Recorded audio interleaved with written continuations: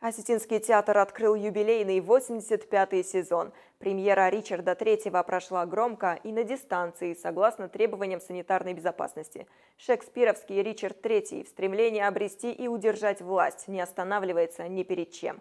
Его восхождение на трон было кровавым, а правление жестоким. Почему важно посмотреть спектакль, расскажет Виктория Букоева.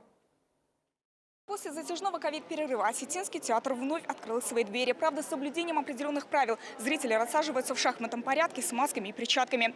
Тем временем на сцене все готово к открытию 85-го юбилейного театрального сезона. Премьера спектакля по пьесе Шекспира «Ричард III» должна была состояться еще в марте. Из-за пандемии представить зрителю постановку смогли только сейчас. Открыл сезон министр культуры Эльбрус Кубалов. Артисты и зрители минутой молчания почтили память заслуженного артиста России Роберта Битаева, который должен был сыграть роль священника в этой постановке. Праздник со слезами на глазах, как говорится. Но только актера уносят с аплодисментами.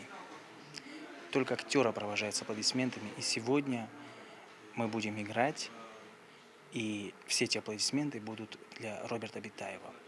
Что касается премьеры, не было бы перевода, не было бы спектакля. Потому что это национальный театр.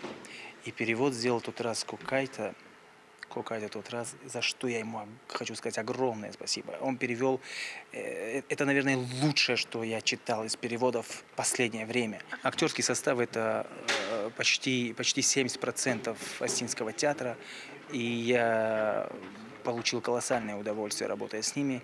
Они окунулись и заставили меня окунуться в мир Шекспира.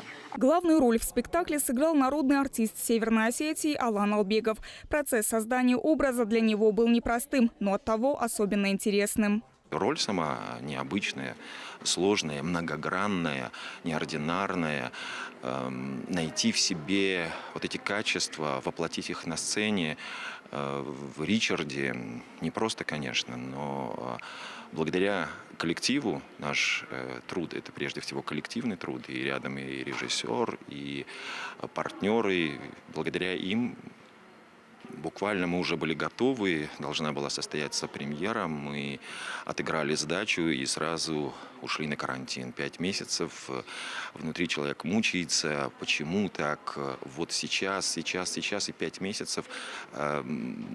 Безусловно, теряются какие-то моменты и в образе, и в спектакле, но на то профессионализм, наверное, актерский, театральный, что за короткое время мы мобилизовались и даже нашли что-то новое и в образе, и в спектакле. За 5 месяцев по театру соскучились и преданные зрители. Я хожу и в Осетинский театр хожу, и в Русский театр ходил. Но, к сожалению, из-за пандемии, да, очень сказывается, что вот этот культурный голод, потому что все-таки театральное искусство, я сама проработала 10 лет в театре, я пианистка, и театральное искусство, оно очень хорошо возвышает эмоции человека. То, что спектакль на осетинском языке, это делает честь постановщикам, молодцы, приветствую. И до этого спектакля, который здесь я всегда смотрела, приводили меня в очень большой восторг.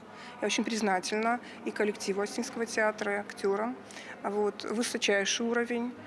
И ожидания очень всегда бывают оправдываемы. Работа над спектаклем велась год. В сентябре пьесу «Ричард III» Осетинский театр планирует показать на Всероссийском фестивале национальных театров «Федерация».